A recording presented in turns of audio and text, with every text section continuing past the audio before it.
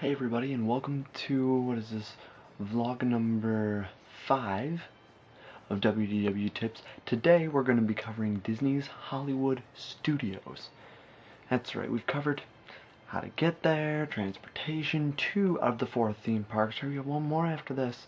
We're almost done with these vlogs, unfortunately, even though it's been taking me over a year to do these, which I do apologize for. But anyway, today we're going to be covering Disney Hollywood Studios, like I said. Once again, my information is coming out of the Birnbaum's book. As I know, there is a 2012 edition out now, and that is the 2010 edition. I don't care, you can sue me for it later. I don't got money to buy a book every time it comes out. Just a quick plug, if you guys are finding these vlogs helpful, there's another thing you might even find helpful. If you log on to www.disneyworld.com, you can order yourself a free vacation planning DVD. It's absolutely free. It'll get there in about 3 weeks. Mine just came a couple weeks ago. Even though we're not going on vacation this year, I get them every year just because they're cool to have. You can get updates and stuff. So yeah, so my information comes from Birnbaum's book, like I said. The books are great. I don't know if I've touched on this in my other vlogs. The books are absolutely fantastic, so buy them. Anyway, so in the Hollywood Studios, it's actually recently known, formerly known as the MGM Studios, but MGM's contract ran up, and now they have to call it the Hollywood Studios and go all old school on it. As you enter, you're gonna basically come to the Hollywood Boulevard, the first road you're gonna come to. All of the roads and stuff are named after like road, like avenue, place, drive, boulevard, stuff like that. So you've got Hollywood Boulevard's the first one. There's only one ride on Hollywood Boulevard, and it's right in front, right in back of the icon of the park, and that is this giant Sorcerer Mickey hat that he wears in The Sorcerer's Apprentice from Fantasia. Yeah, very, very, very cool icon. They didn't really have an icon up until that was built. They had what was called the Earful Tower. Yeah, Earful Tower, play on words. It was a water tower that was shaped like Mickey Mouse, and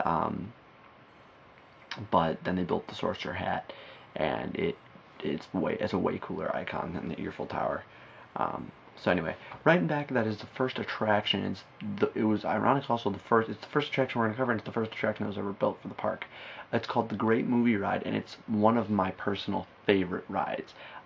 Because it's one of those rides where it's not a thrill ride. Some people would call this a very boring attraction, but I find it very, very interesting, because what it does is you're on a guided tour through scenes from famous movies. You have a tour guide, and it's really, really interesting, and things happen. There's surprises and twists. I'm not going to give away too much, but it's definitely worth your time. You're going to pass and be like, this is really stupid. It's never usually over a 30-minute wait. That's usually the highest it goes. I've seen it go over, but rarely does it go over. So you can get there early too. And there's 2 versions of the show, of this ride. There's 2 versions. When you come into the line, you'll see a big screening room, and there's 2 lines you can get into. One leads to one version of the ride. The other leads to the other version. I suggest doing both, or ask the once you've experienced one version, and you'll know what I mean by version. The twist in the ride changes. There's 2 versions of it. So go up to a cast member at the thing and said, I've seen this version of the ride, I would like to see the other version. Can you get me on that one? They should be able to help you and get you on the one you want to see, if one is running. Usually, sometimes only one of them is running, like in the morning. But anyway, it's really worth your time. Anyway, moving on, if you're going on Hollywood Boulevard up and you'd hang a right, well, if you're watching this video, right, whatever. Anyway, you're going to hang a right, and you're going to be on Sunset Boulevard. And there are 3 attractions on Sunset Boulevard. If you're coming up Sunset Boulevard and you look to your right, there is going to be a stage. And you can usually hear the show if it's going on, and it's Beauty and the Beast live on stage. This show is kind of a personal thing for me. Not a personal favorite, but it kind of brings back memories, because I was in a production of Beauty and the Beast, and I played the Beast. So when I go and see that show, last time I was there, I was actually preparing for my audition for the show, and I was watching it, and now thinking back, every time I go back and I'm going to go see it, it's just going to strike personally with me, because of how much fun I had in that show. So yeah, but it's a very, very good show. It's only about a half hour long, so it's very, very worth it. Kids will love it. Great show. Um, Next, at the end, we have the two personal favorite rides of pretty much everybody who visits Hollywood Studios, except me, because I don't really like thrill rides too much. I'll do them, like I've done these once, but I don't really like them all that much, because I don't like thrill rides, but I do them so I can vlog about them. So I do it for you guys. I suffer for you guys. There is the Twilight Zone Tower of Terror, based off of the television series from the 50s and 60s, The Twilight Zone, which most people nowadays never even, like, teens like my age, they don't know about it, but go on YouTube, watch some episodes. It'll get you more familiar with the ride. I mean, you don't have to see the show to ride the ride. You'll still understand it. But anyway, it's an elevator that goes up 13 stories and then drops 13 stories. Free falls. And it's, if you don't like that feeling like your stomach is dropping and turning inside out, don't do this ride, because you will get it no matter where you're sitting. It's not one of those like, oh, if I sit in the front I won't get it, and you're going to get it no matter where you're sitting. So you might as well, if you don't like that feeling, do not do the ride. Or if you get sick easy, do not do that ride. Also, if you don't get sick easy, don't do the ride right next door. But if you're a fan of Aerosmith, make sure you do the ride that's next door. Unless you get sick easy and you're a fan of Aerosmith, then it's kind of up to you. But it's the Rock and Roller Coaster starring Aerosmith. If you're on Hollywood Boulevard, straight back is the Tower of Terror, and right to the left is Rock and Roller Coaster. Both of these are on Fast Pass, which I don't think we've covered yet, but I'll talk about that in another vlog. But if you know what the Fast Pass is, my recommendation in the morning, because these are the two most popular rides, the lines get long, go grab a Fast Pass for Rock and Roller Coaster, go ride the Tower of Terror, then hop back in line for Rock and Roller Coaster. You will have gone on both without waiting in pretty much any line. So, Rock and Roller Coaster, back to that. It's a roller coaster. Aerosmith wants you to go to their shows, and you have to get there fast. So, they put you in a super stretch, literally a super stretch limo, and they send you off to their concert. Even if you can't do the ride, go and see the pre-show. Same with Tower of Terror. Just go and see the pre-shows, because they're very interesting. They set the scene, basically. That's all about Hollywood Studios, is, setting the scene in a production, a TV show, a movie, or music, or theater, being Beauty and the Beast case.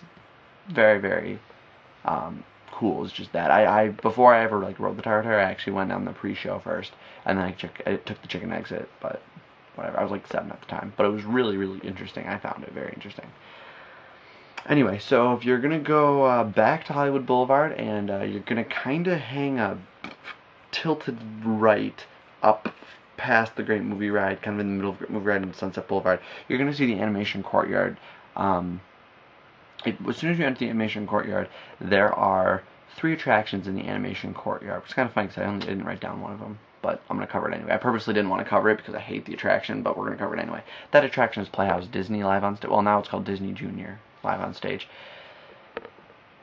I'm sorry, I hate this attraction. I mean, it could be because I'm older, but I went in there when I was a kid and I didn't like it. You have to sit on the floor. Like, you're going to make people sit on the floor? Like, that's just not right.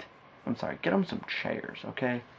You don't make people sit on the floor. And then it's really annoying because they're singing all these songs, and it's a migraine. Migraine waiting. But I'm going to have to go back and see it next time, so I don't really care. I'm sure I'll have to go back and see it next time. It won't be my last time seeing it. Anyway, and then, that show's a good rain attraction, though. If you have little kids and it's raining, go see that, because we did that when my little brother was like 4. It was a really good rain attraction, because it's like a half-hour show. Right next door to that is The Magic of Disney Animation, which is pretty cool. They used to have a short movie starring Robin Williams, which I really miss because it was a really cool show, but now they changed it. Now you're in you go into like this little animation, you see an animator, he's really an actor, or she's an actor, but they believed to be the animator, and they talk to Mushu from Mulan up on the screen about animation, and you can go down, and then they changed it, which is really cool. You can actually go down into this like animation room. I don't know what they call it, but there's a ton of characters down there. That's the biggest spot for meet and greets. Honestly, like every character is in there at some point during the day, I swear.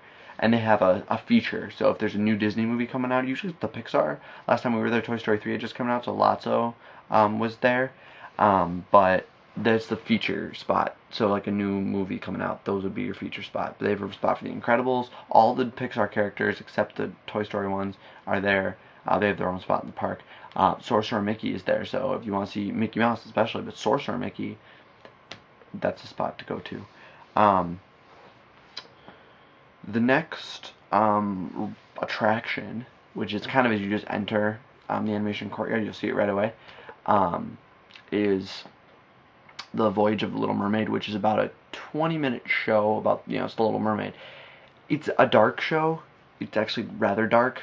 So little kids might get scared by it, especially because the Ursula in the show, it's like a puppet, but it's huge. Like, I'm talking massive, ginormous.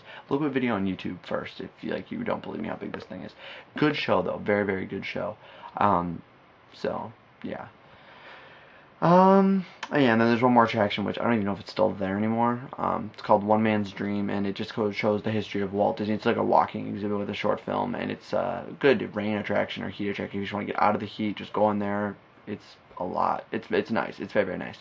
And there's, you go in there and you see all about Walt Disney, Disneyland, how that started into Walt Disney World, to Disneyland Paris, Hong Kong Disney, Tokyo Disneyland. Is there one in Tokyo? I don't know if there's one in Tokyo. I could be wrong. Tokyo Disneyland? I think there is. I know there's one in Hong Kong Disneyland, whatever. The ones from all over the world. So it's a very, very boring place. Like, there's really not much to do there. It's just a bunch of exhibit museum stuff. So, yeah. But anyway, that's it for this vlog, but don't worry, because tune in next time for another vlog for part 2, because we've got a lot to talk about in part 2. I just split these things up because part 2 is just going to be really, really, really long, because I have a lot of things to talk about. And then, yeah, so I will talk to you guys in part 2.